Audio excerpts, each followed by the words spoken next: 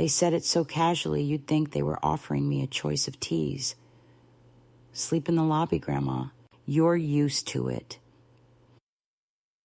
That was the sentence, the one that sliced cleaner than any knife, the one that made even the carpet seem to shift under my feet, as if the hotel itself recoiled from the cruelty in their voices. I remember blinking slowly, not because I was confused, but because I needed the extra second to swallow the heaviness rising in my chest. I stood there with my overnight bag pressed to my hip, the same bag I once carried to boardrooms, when I still thought respect was something you earned, rather than something that could be taken from you like a misplaced umbrella. I am 82 years old, though on that night I felt older only because someone decided I should. Now I live on the top floor of this same hotel, in a corner suite with wide windows and quiet carpets, and sometimes I walk past the lobby at dawn, remembering that moment like a stone held warm in the hand, remembering the tone of their laughter and how it echoed inside me long after the echo in the room died.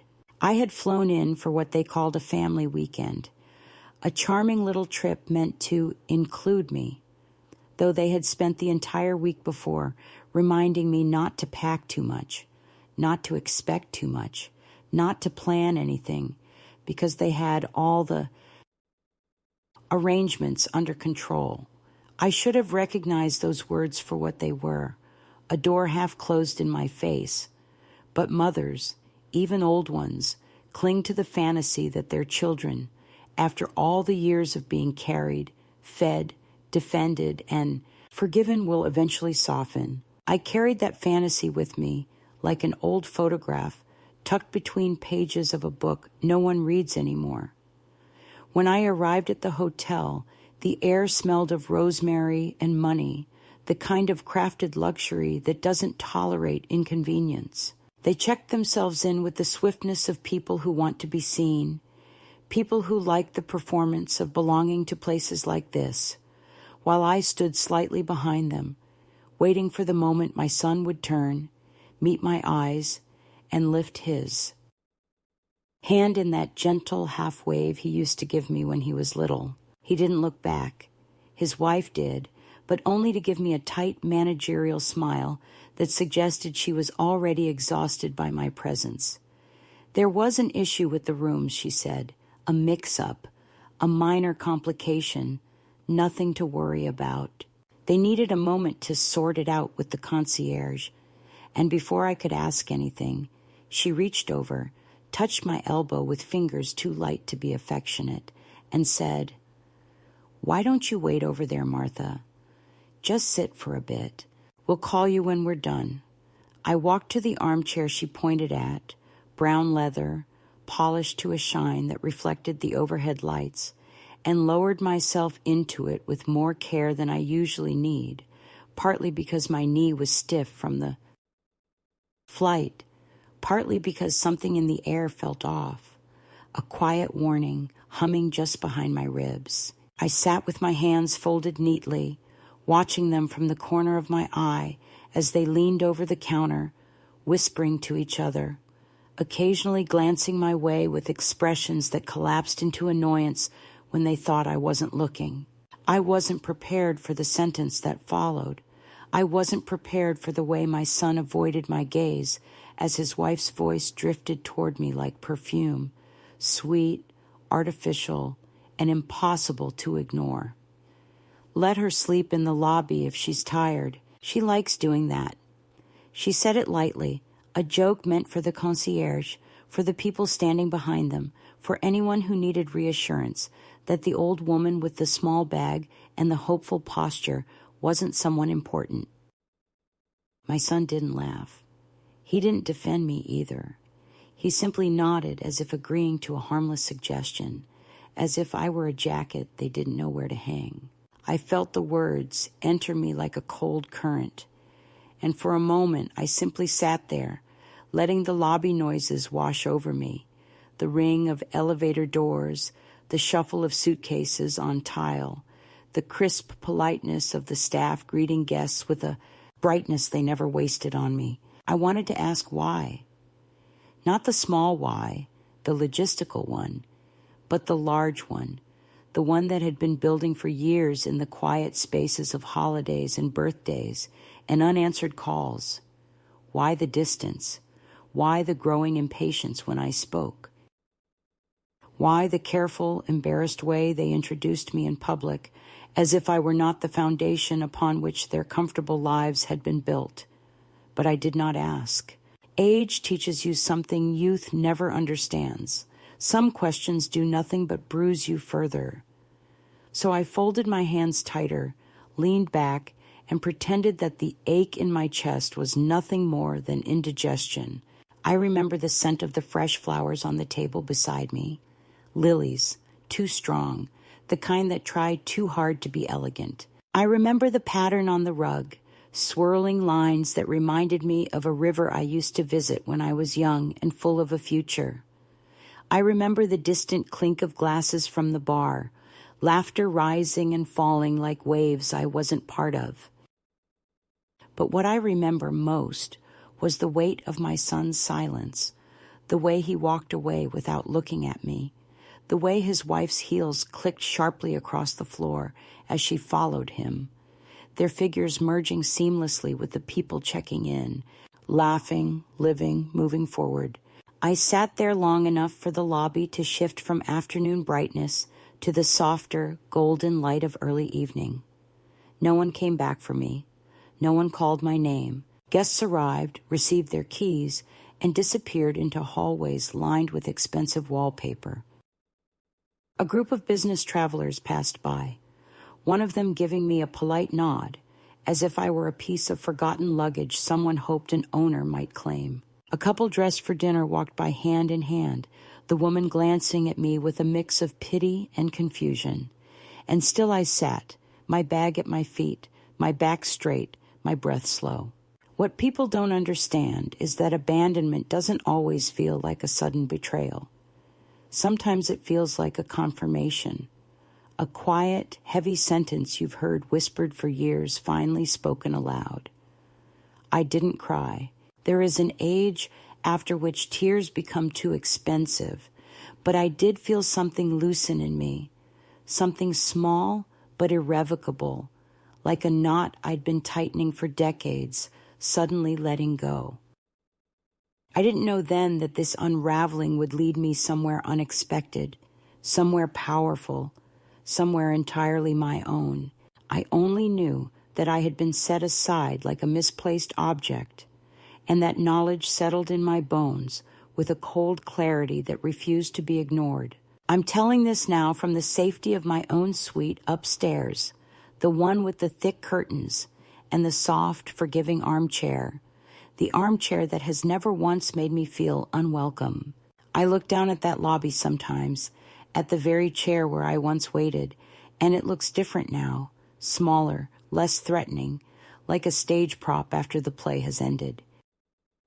And every time I pass it, I remember that night not as the moment I was diminished, but as the moment I first understood what it meant to rise. I didn't understand, not fully, not with the sharpness the truth eventually brings, until the woman at the front desk spoke to me the way someone speaks when they're afraid their words might bruise an already damaged surface. I had approached her not because I expected kindness, but because the hours had stretched so strangely that I needed a clock outside my own body to confirm what I suspected.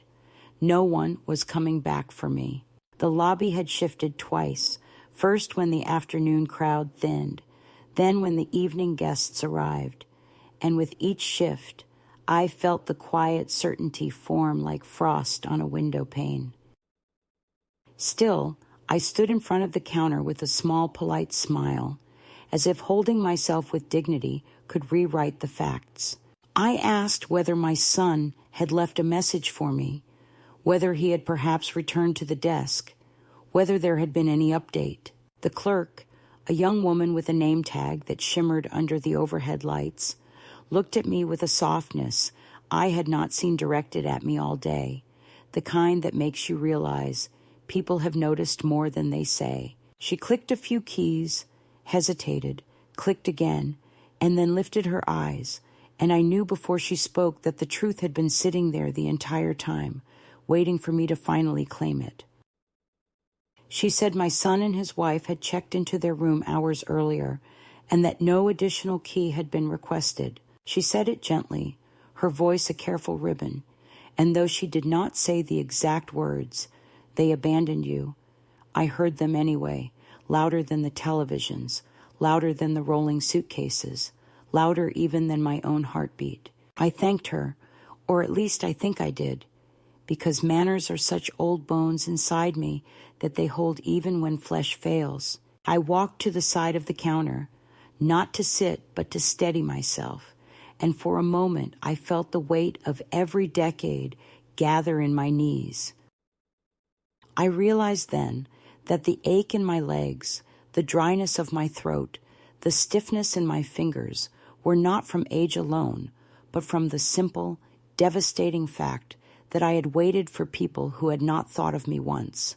The clerk asked quietly if I needed assistance, a glass of water, a call to someone perhaps, and I said no, not because I didn't need help, but because there was no one left to call who would answer. I had known the possibility of being forgotten on some subconscious level, the way one knows storms exist even on sunny days, but to hear it confirmed, to hear that they had accepted their key, taken the elevator, settled into their plans without even pretending to include me, it felt like a slow, deliberate unmaking of the woman I believed myself to be. I walked away from the counter and into the restroom because I didn't want anyone to watch me think. Thinking can be a private violence, and I felt one rising in me, something cold and logical, not hysterical, not dramatic, just a long overdue truth that needed a place to breathe. In the stall, under the unforgiving fluorescent lighting, I sat on the closed lid of the toilet seat and rested my hands on my lap. I wasn't crying. Tears require surprise, and at my age, surprise is a rare currency. Instead, I felt a stillness descend, the kind that comes when you finally stop trying to convince yourself of gentler explanations.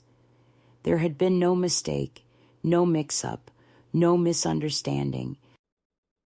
They had left me here because it was easier for them not to deal with me, not to accommodate me, not to share their curated weekend with the reminder of who they came from. I emerged from the restroom to a lobby transformed into evening, warm lamps replacing the earlier glare, voices softening, the rhythm of footsteps slowing. The world went on. People met their spouses, embraced old friends, checked in with laughter and confidence. For a fleeting second, I wondered what I had done to deserve being erased like this, as if the years of raising my son, the nights I stayed awake with him through fevers and terrors, the mornings I packed his lunches and pressed his shirts, the decades I worked so he could have a life with fewer bruises, were simply small tokens tossed into a well that refused to return even a ripple. But self-blame passed as quickly as it arrived. Cruelty, I realized, reveals more about the one who inflicts it than the one who receives it. And so I walked to the wall of digital departure boards, not because I intended to go anywhere, but because I needed to stand in front of something bigger than myself, something impartial, a list of destinations indifferent to my presence. Rows of glowing letters and numbers offered cities I hadn't thought about in years, places I'd once dreamed of visiting, places I'd forgotten, places I'd loved. I watched the names shift in quiet succession, and for the first time in a very long time, I felt the ghost of a choice brush against me, faint but undeniable. I could stay here, in the place where my son had left me like an umbrella in a waiting room, or I could let the night do what it had been trying to do since the moment they walked away, open a door I had not considered in decades. It was then, in that strange calm that follows deep disappointment, that I understood the truth with a clarity I had never allowed myself to articulate. Abandonment is not the end of a story unless you decide to sit down in its shadow. I did not yet know what I would do, or where I would go, or how I would manage even the next 24 hours. But I knew one thing with absolute certainty. The life I had lived until that moment, the life built around accommodating others, swallowing slights, hiding my loneliness behind careful smiles, had reached its natural end. I stood in front of the departure board long enough for a flight to be announced, then delayed, then replaced by another. And somewhere in that shifting of times and gates and destinations, something inside me clicked into alignment, subtle but irreversible, like a compass needle choosing north after years of trembling. I was not going to wait for them anymore. I was not going to shrink. I was not going to pretend this didn't happen. They had chosen to leave me behind, and now I would choose something too, not out of spite, but out of the simple, burning knowledge that a life abandoned can still be claimed. The catalyst was not their cruelty. Cruelty had become too ordinary to shock me. The catalyst was the moment I realized that I did not have to stay in the place where they left me. That realization, small and devastating, was the first true step of the journey they never saw coming. I suppose there comes a moment, quiet and unceremonious, when the body simply refuses to wait any longer for someone who is not coming back. And there in front of the departure board, beneath the indifferent glow of shifting gates and blinking times, that moment found me. It wasn't defiance, not yet, and it certainly wasn't bravery.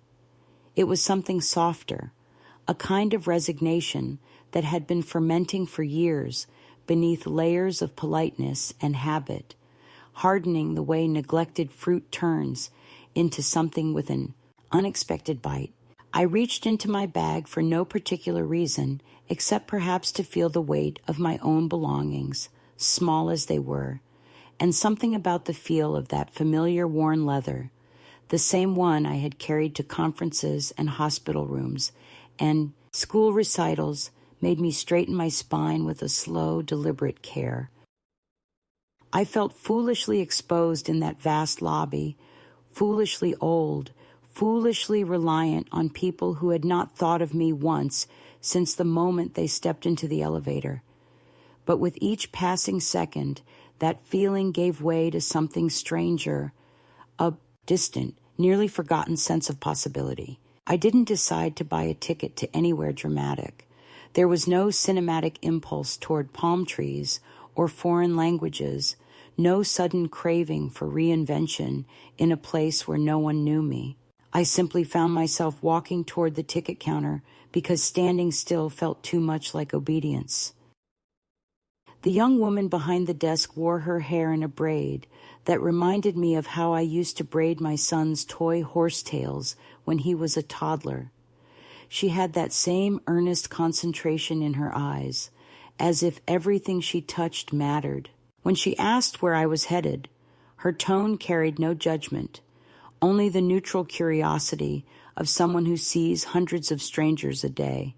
And I hesitated longer than I should have, not because I didn't know, but because the question itself startled me. Where was I headed? Where had I been headed for years? What direction had my life taken when it narrowed itself around other people's comfort? Portland wasn't a choice I made so much as a name that floated out of the past, a city I hadn't visited since I was a young woman with new shoes and a heart full of unreasonable optimism. Saying it aloud felt like pulling a thread that had been caught under a heavy stone for decades. She typed softly, told me there was a flight leaving in a little under 2 hours, and asked whether I wanted a return ticket. I shook my head before my mind even processed the question, and something in her expression flickered with understanding, the kind strangers sometimes give when they sense a story without knowing any of its details. I paid with the card my children didn't know existed, the one I kept from a time when I thought independence was something you maintained quietly, like a small, secret garden behind a house full of louder, needier rooms. When she handed me the printed ticket, I held it with both hands, as if it were something fragile and warm, a newborn possibility. But walking to the gate felt heavier than that. My legs were stiff, and the ache in my hips pulsed with each step, reminding me that courage is not always graceful. I moved through the airport with the slow certainty of a woman who has carried far more than she ever put down. And though no one paid me particular attention, I felt strangely visible, like someone who had stepped out of a shadow and hadn't yet adjusted to the light. Security was uneventful, quiet, indifferent. They scanned my bag, my shoes, my jacket, my old metal watch that had belonged to my husband, the one he bought on the cruise we took before everything in our lives became about bills and caregiving and the slow thinning of dreams. I placed it in the tray with a tenderness that surprised me, and when I picked it up again, something in me steadied, as if the cool metal offered an anchor in the drift I was beginning to feel. I arrived at the gate earlier than necessary, and found an empty seat facing the window. The tarmac outside glimmered under the evening lights, and the air was thick with the smell of jet fuel and inevitability. I watched the ground crew move with practiced choreography, their neon vests blinking like signals in the dusk, and for a moment I allowed myself to imagine I was simply traveling, not escaping, not rebuilding, just a woman going from one place to another. But the truth seeped in gradually, as truths tend to do when we have run out of places to hide them. I wasn't leaving because I wanted to see Portland, or because I longed for its damp air or the memories it held. I was leaving because something inside me had finally broken in a way that felt permanent. The humiliation of being left in that lobby, the cruel ease with which they erased me from their plans, the years of small dismissals and careful exclusions. They had all accumulated like sediment in a river, clogging the flow of who I once was. And now, without warning, the dam had given way. I wasn't angry, not then. Anger requires heat, and in that moment, I was made of something colder, something more precise. I simply wanted to be somewhere where their indifference could not reach me. When they called my boarding group, I stood with the slow, careful determination of someone who refuses to show the effort it takes to rise. Walking down the jet bridge, I felt the air shift, cooler and more confined, and as I stepped into the plane, I had the strange sense of crossing an invisible threshold. A flight attendant offered me a small nod, her smile gentle but automatic, and I found my seat near the window.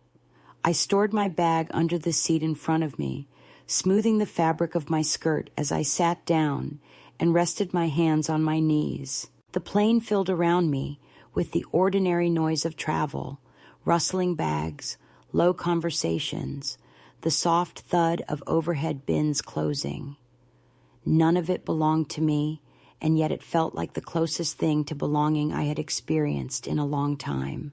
As the plane taxied down the runway, I pressed my hand lightly against the armrest. I thought briefly of calling them, of sending a message that said simply, "I know." But there was nothing left to salvage in that gesture, no dignity to reclaim. They had made their choice, and now I was making mine. When the plane lifted, when the ground fell away and the city lights scattered beneath us like spilled gold, I felt an unexpected lightness, not joy, but release, the way a taut muscle finally unclenches after holding tension for too long.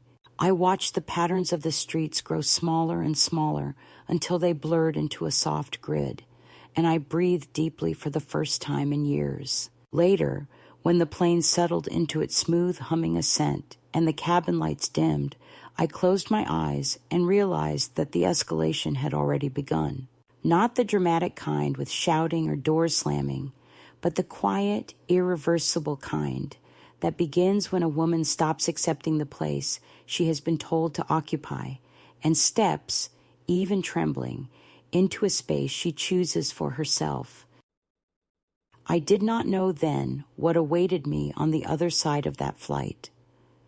I only knew that I had left behind not just a hotel lobby, but an entire life that had shrunk around me like a dress that no longer fit. I leaned my head against the window, feeling the steady vibration of the engine through the thin frame, and let the night sky hold me in its vast, indifferent embrace. Portland greeted me not with fanfare or nostalgia, but with a kind of muted indifference that felt strangely comforting, as if the city were saying it had no expectations of me, no demands, no judgments, only space. The airport was quieter than I remembered, smaller, its lights softer, and when I stepped outside into the evening air, the damp cold settled on my skin like a hand that neither pushed nor pulled, only reminded me I still had a body capable of reacting to the world. The cab ride to the cheap motel I had found online was uneventful, the driver silent in that blessed way some people are when they understand instinctively that conversation isn't always kindness. The room I rented was modest, tired in the corners, but it had a bed and a window and a small lamp that flickered once and then held steady. I placed my bag on the dresser and sat on the edge of the bed, feeling its springs adjust beneath me as though testing whether I belonged. For the first time in a long time, no one asked me to hurry, to be quiet, to wait, to adjust myself to make someone else comfortable.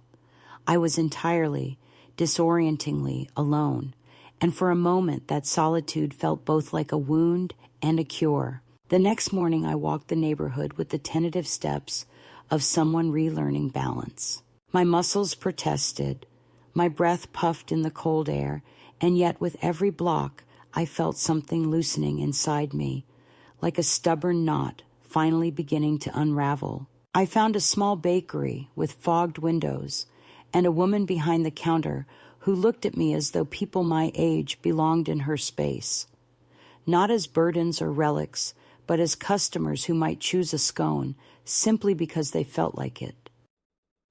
When she handed me my change, she held my hand for a second longer than necessary, not in pity, but in recognition, and something in that simple human warmth reminded me how long it had been since someone regarded me without measuring what I could offer them. I ate the scone on a cold park bench, crumbs scattering like tiny decisions onto the pavement, and watched strangers walk their dogs, push strollers, carry groceries, move through their days without knowing that somewhere among them a woman was, quietly stitching together the first pieces of a life she had not planned but desperately needed.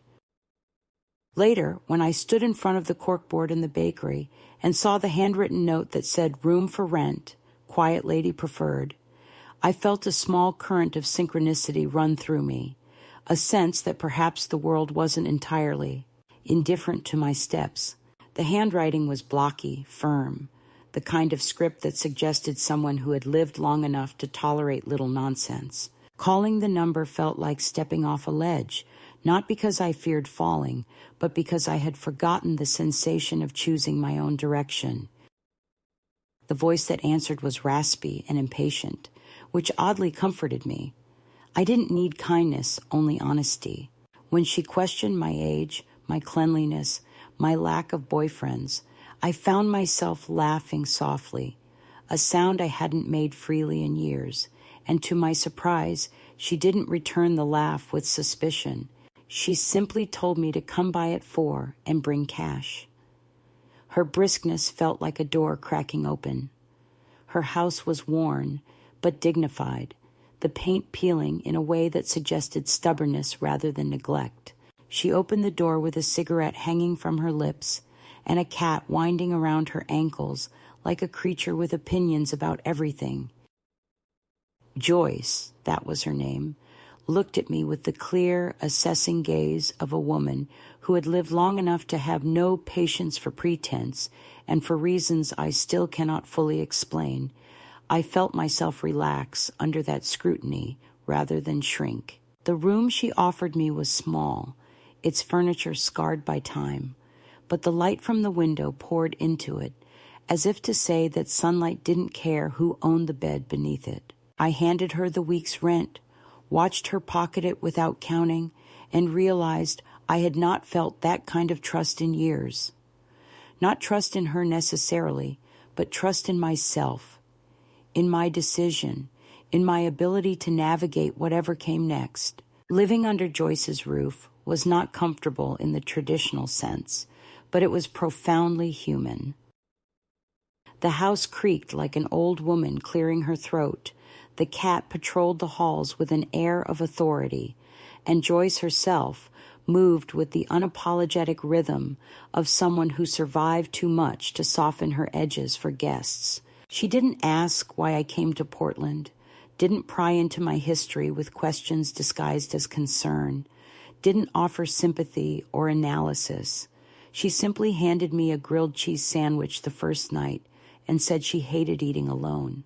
That was the closest thing to a welcome I had received in years, and it landed more gently than any words my family had spoken in a long time. We ate in silence, but it was the good kind of silence, the kind that assumes you are allowed to take up space without explanation.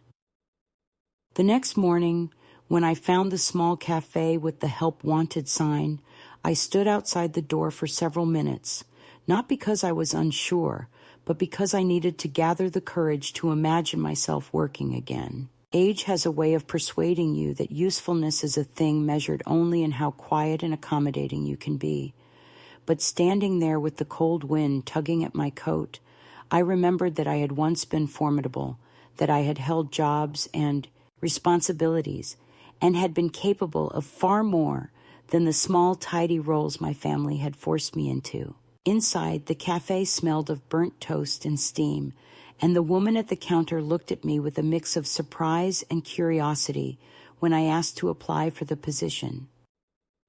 Heather, the owner, emerged from the back with a half-tired, half-suspicious expression, and when I told her I had raised 3 children and run a household for 50 years, she considered me for a long moment before nodding slowly and offering a trial shift. Working that first morning was harder than I expected, my feet aching in ways I'd forgotten feet could ache, my hands fumbling slightly with unfamiliar equipment. But beneath the physical discomfort was a kind of quiet exhilaration. Each time I poured a cup of coffee or refilled a customer's plate, I felt the rusted gears inside me begin to grind forward. For so long, I had been treated as if my presence were ornamental or burdensome, something to accommodate reluctantly or ignore entirely. And yet, in that bustling little cafe, people needed me in ways that felt immediate and concrete. When one of the regulars asked where I'd been hiding all these years, and I responded with a dry remark about back shelves and dusty blankets, he laughed and left a tip that made my hands tremble slightly when I picked it up. Heather watched me with an inscrutable expression, but said nothing. Her silence felt like the closest thing to approval. By the end of the week, something inside me had shifted so subtly that I didn't notice it until I found myself smoothing the collar of the secondhand coat I bought with my first paycheck, and realizing I looked like a woman who belonged somewhere.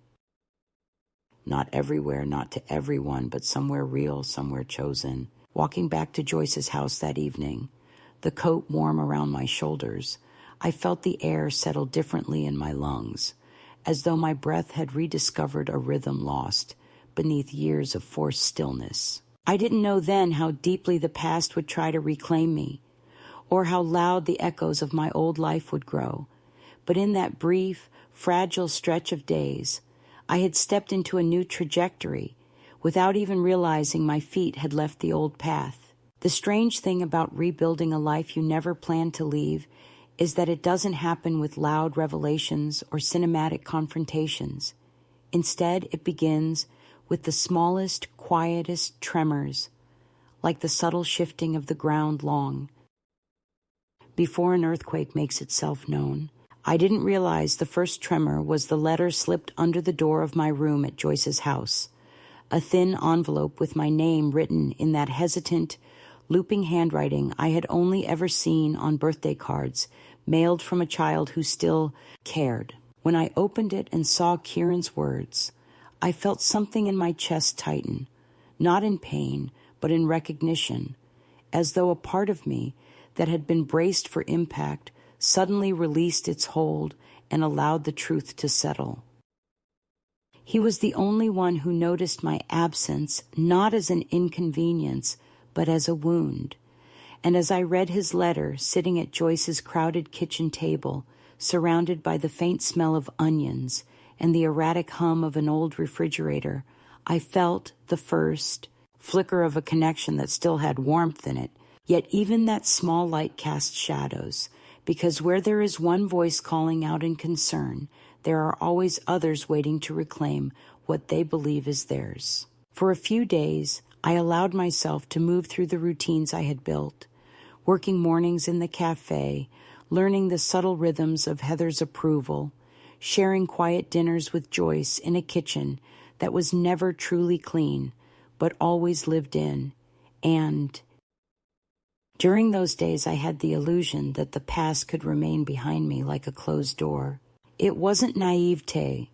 I knew my disappearance would stir something eventually, but I hadn't expected the past to arrive with such speed or precision, as though my family had been waiting for an excuse to reassert their caretaking narrative, the one that had always cast me as fragile, burdensome, a figure meant to be managed rather than respected.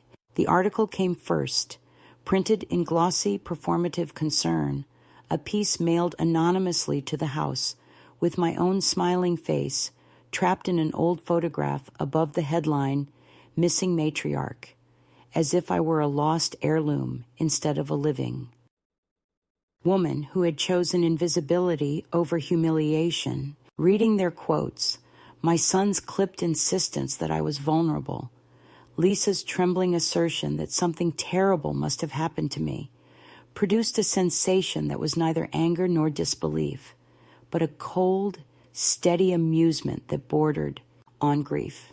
They had rewritten the story before I had even told it, shaping themselves into dutiful children distressed by my disappearance, rather than the people who had walked away from me without a backward glance. I kept the article, but not out of sentiment.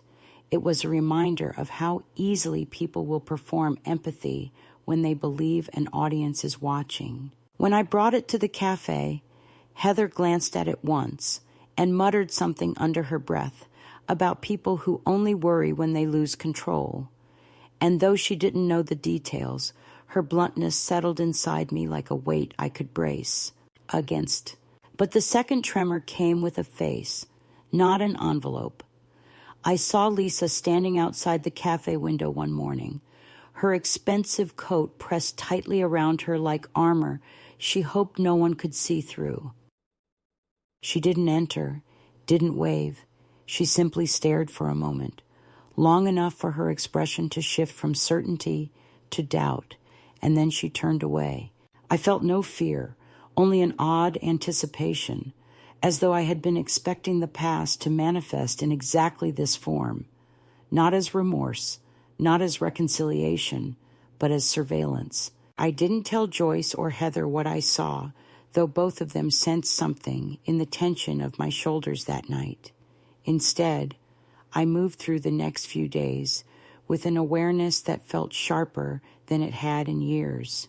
Every footstep behind me, every phone that vibrated in someone's pocket, every shift of the curtains in Joyce's house seemed to carry the potential of recognition. And yet the life I was building was too new, too fragile, too precious to surrender to apprehension. So I walked to work each morning with my scarf wrapped high around my neck, head held just high enough to signal that I belonged on the sidewalk like anyone else. I worked harder than before, pouring coffee with a steadier hand, laughing more easily with the regulars, learning the way Arthur liked his cream in 2 exact splashes. And by the time the brunch rush hit, I was too busy to feel anything except the ache in my feet and the relief of usefulness. But the past doesn't retreat just because you refuse to acknowledge it. It circles, waits, studies the new shape of your world, and then it knocks. This time the knock came from a man in a tailored suit, standing in the entrance of the cafe after my shift, his posture rigid, his expression carefully curated into the kind of professional gravity meant to obscure the fact that he was nothing more than a messenger carrying someone else's discomfort. He introduced himself with the kind of formality people use when they believe the title will compensate for the hollowness of their intent. And when he spoke my son's name, I felt the air between us chill. He had been asked to check on my well-being, as though I were a misplaced elderly patient rather than a woman who had deliberately stepped out of the roles assigned to her. He spoke of concern, of safety, of assets, always the assets, always the unspoken accusation that independence meant instability, and every sentence revealed the truth behind the mask. My absence had embarrassed them, threatened the neat narrative they had built around themselves, and now they wanted me retrieved, repackaged, restored to the shelf where they had kept me. I didn't argue. I didn't apologize. I didn't let the tremor in my hand show as I folded my apron and told him calmly that I was neither confused nor coerced, that my well-being was excellent, and that any further attempts to manage me would be unwelcome. His face tightened with the discomfort of someone unused to being dismissed by an old woman. And when I walked past him into the crisp afternoon air, I felt taller than I had in years. But even triumph carries a strange aftertaste. That night, as I sat with Joyce on the porch wrapped in mismatched blankets, I found myself replaying the encounter in my mind, not because I doubted my choice, but because I understood now that the second escalation had begun. This wasn't about hurt feelings or overdue explanations. This was about reclaiming a life they believed belonged to them. When the voicemail from Kieran arrived the next day, his voice softer, strained, urging me to be careful, I understood the depth of the ripple I had created. He wasn't warning me of danger in the physical sense, but of the emotional storm gathering behind his parents' attempts to reassert control. A storm that would not hesitate to reach into my new life and attempt to dismantle it. And yet his message, unlike theirs, carried no pressure, no demand for answers, only the quiet plea of someone who didn't want me to vanish again. That night I sat at the small desk in my rented room with the window cracked open just enough to let the cool air slip in, and I wrote him a letter with a steadiness I hadn't felt in years. I told him I was safe, that I was building a life I chose rather than one assigned to me, and that he was welcome to be part of that life if he could do so without the interference of those who had forfeited their claim to me. When I dropped the letter into the mailbox the next morning on my way to work, I felt the ground shift beneath me, not with fear, but with certainty. The past was coming, but this time it would have to face a woman who had found enough of herself to stand without trembling. And standing, truly standing, was the beginning of everything that would follow. I have learned that the moment of confrontation rarely arrives with the thunder we imagine in our fantasies of justice. Instead, it comes quietly, almost politely, as if the universe wishes to give us the dignity of not being startled. When Lisa appeared again in the cafe, not outside the window this time, but inside, standing stiffly near the counter with her hands clasped as if she were holding herself together by force, I knew without needing to hear a word that the final fracture between my old life and the one I was building was about to expose itself. She waited while I finished pouring coffee for a man who always left me $2 exactly. And when I finally turned to her, her eyes had the look of someone who rehearsed a speech all night, only to watch it crumble the moment the audience arrived. She asked if we could talk, her voice softer than I had heard it in years. And though I didn't feel fear, I did feel something like fatigue, the heaviness of being pulled backward after walking so long in the opposite direction. Still, I nodded and led her to the back booth, not because I owed her anything, but because every story deserves a clean ending, and I was ready for mine. She began by saying she didn't know why I left, which was either a lie or a confession of something far worse than cruelty, detachment so profound it turns a person into a piece of furniture, always there, never truly seen. She spoke of how worried they had been, how Adam lost sleep, how the children kept asking where Grandma went, and each sentence floated between us like damp laundry, heavy, unconvincing, carrying the sour scent of something left neglected too long. When she pulled out an envelope and pushed it across the table, I didn't touch it. I only watched her fingers tremble slightly, and for the first time, I saw not the woman who managed my son's life, but the woman terrified that her carefully maintained story was slipping through her grasp. She said Kieran missed me, said they were scared something terrible had happened, said the article was meant to bring attention, as if public spectacle were the natural solution to quiet heartbreak. I listened, not interrupting, because there is a power in silence that younger people mistake for weakness. When she finally paused, I asked the simplest question I could. Why did you leave me in the lobby? Her face tightened, and in that tightening I saw the truth. She had hoped to bury that night under layers of excuses, hoped time would soften my memory, hoped my new life would distract me enough to let the old wound scab over. She mumbled something about confusion, miscommunication, the chaos of travel, but none of it matched the steady, calm cruelty of the sentence she had spoken that night. I didn't raise my voice. I didn't accuse her.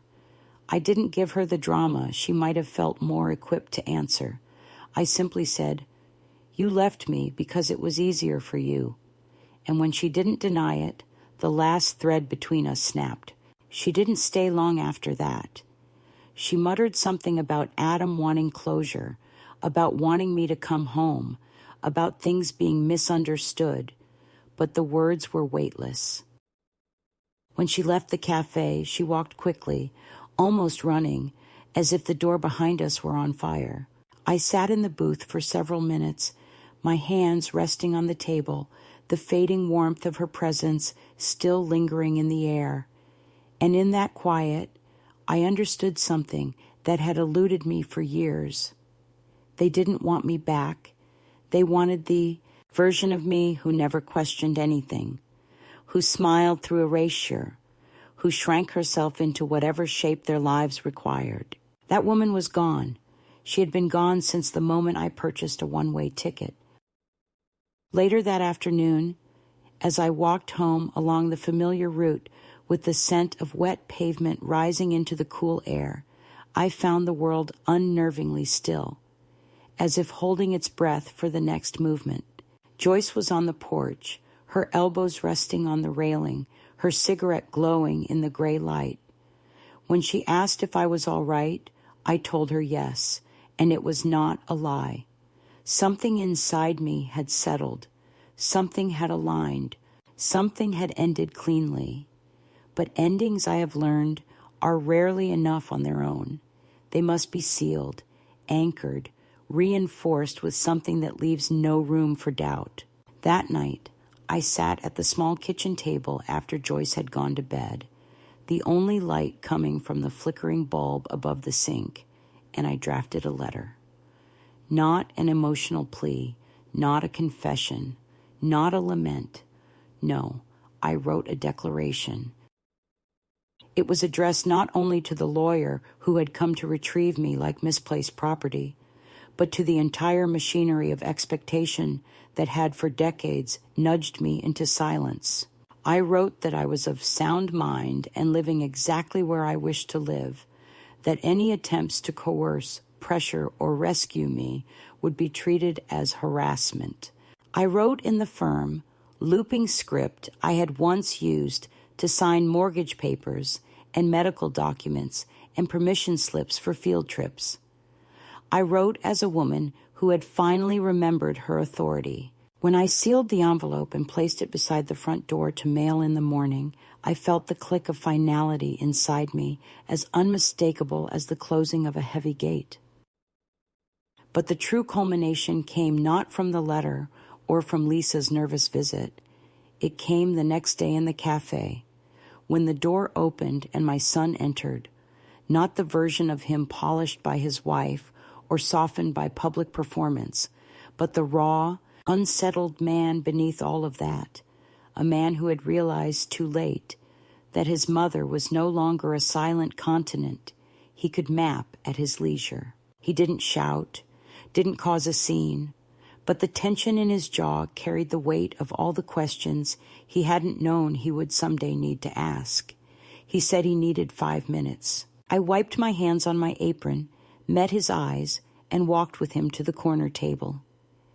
He began by saying he didn't understand why I had run away, and I corrected him gently. I hadn't run from anything. I had walked toward something. He said families stick together, and I told him families also have responsibilities. He said he was worried, and I told him worry is not the same as respect. For the first time since he was a boy, I watched him listen, really listen, without trying to fix or justify or diminish. I told him what happened in the lobby, told him how small I felt, how invisible, how discarded. I told him that a mother never stops noticing the tone of her children, even when they believe they are speaking quietly. When I said, "You left me," his eyes finally lost their defensive gleam, and something in his expression broke, not dramatically, but quietly, like a structure that had been supporting too much weight for too long. He asked if I would consider coming home. I said no. He asked if he could visit. I said not yet. He asked if I was happy. I told him happiness wasn't the point. Freedom was. By the time he left, there was no reconciliation, no catharsis, no promise of repair, only truth, the kind that strips everything bare and leaves two people standing on opposite sides of a line that will never again be invisible. When he walked out, Arthur, sitting as always in his corner, lifted his mug toward me in a quiet gesture of solidarity, and in that moment, I felt something sturdier than triumph, something deeper than survival. I felt the arrival of myself, not the woman I had been for them, not the shadow I had been shaped into, but the full, unbroken presence of a self I had not met in decades. And that, I realized, was the true climax, not the confrontation, not the letters, not the unveiling of long-buried hurt, but the simple, steady truth that I had reclaimed my voice, and with it, my life. There is a kind of quiet that settles over a life only after the storm has spent itself, not the suffocating quiet of loneliness, nor the strained quiet of waiting for someone to return, but a soft, steady quiet that feels like the world finally exhaling with you. It came to me in the weeks that followed, not all at once, but gradually, like the slow brightening of morning light through curtains you forgot to close. I noticed it first in the small routines that rooted themselves into my days. The sound of the kettle whistling in Joyce's kitchen before the sun climbed high enough to warm the windowsill. The creak of the porch steps as the cat made its slow, arrogant patrol. The simple comfort of tying my apron at the cafe, knowing that for the hours ahead, my presence mattered in ways that were tangible, measurable, and free of performance. These small rituals gave my life a shape I had never known when I lived according to other people's convenience, and with each passing day, that shape grew stronger, steadier, more deliberate. Letters from Kieran arrived with a rhythm I found both reassuring and bittersweet. His handwriting, still earnest and uneven, carried questions he wasn't brave enough to ask aloud. But unlike his parents, he never demanded, never insisted, never presumed. He wrote about school, about music, about his friends. But beneath the words was the quiet acknowledgement that he understood why I had chosen a life separate from the one that had once swallowed me whole. I answered him slowly, carefully, not wanting to fill his young mind with bitterness, but also refusing to lie. I told him the truth in gentle tones, that sometimes people who love you forget to see you, that sometimes you must step away not to punish, but to breathe, that sometimes distance is the only space where dignity can mend without interference. I told him he could visit when he was ready, and that readiness had nothing to do with permission from anyone but himself. In his final letter before the holidays, he wrote that he hoped I felt lighter now, and the simplicity of that wish settled in me like warmth. My son wrote once, a short, cautious message with no return address, and though I read it twice, searching for sincerity beneath the apology, crafted with the precision of someone unaccustomed to vulnerability, I placed it gently in the drawer of my bedside table without responding. Forgiveness, I have learned, is not a performance. It is a slow, internal loosening, something that arrives when it is ready and not a moment before. I do not know if forgiveness will ever come, but the absence of resentment feels like enough for now. As for Lisa, she did not write, and I did not think of her absence as victory or defeat. Some distances are simply necessary, like closing a door to a room where the air has grown stale. There were evenings when doubt visited me, not with sharp teeth, but with a softer, familiar ache, whispering questions about whether I should have tried harder, stayed longer, been quieter. On those evenings, I walked to the small park a few blocks from Joyce's house, where the lamplight spilled across the pathway in uneven patches, and I sat on the cool bench watching the silhouettes of strangers pass by. I would remind myself that leaving is not the same as giving up, that solitude is not the same as abandonment, and that reclaiming one's life is rarely graceful but always necessary. The doubt never stayed long, because life, when truly lived, has a way of reinforcing itself from within. The cafe became a place where people began to greet me with the kind of recognition one earns gradually through consistency rather than obligation.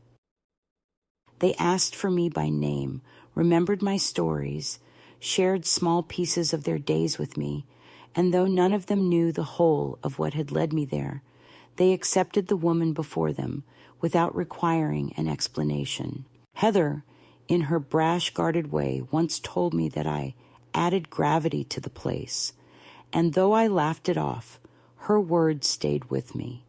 It is a peculiar thing to feel valued without being needed, cherished without being consumed. On the first clear morning of spring, I stood on the porch with Joyce, both of us wrapped in our mismatched sweaters, watching the neighborhood slowly stretch awake. She didn't ask if I planned to stay or if I missed my old life. She simply passed me a mug of tea and said the room upstairs was mine for as long as I wanted it. The gentleness of that offering, so different from the obligations that once defined me, felt like the closing of a circle I hadn't realized was open.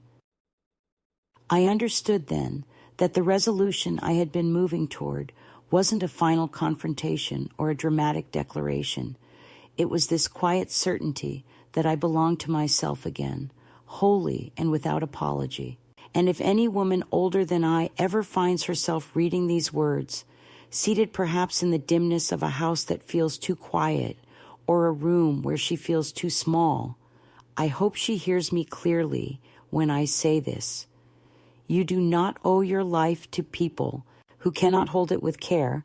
You are allowed to step away. You are allowed to begin again. And even if the world has spent years convincing you that your voice is a whisper, I promise you this, somewhere inside, you is a steadier, deeper sound, waiting for you to make space for it. I found mine in the soft hum of a cafe and the creak of an old porch. You will find yours too.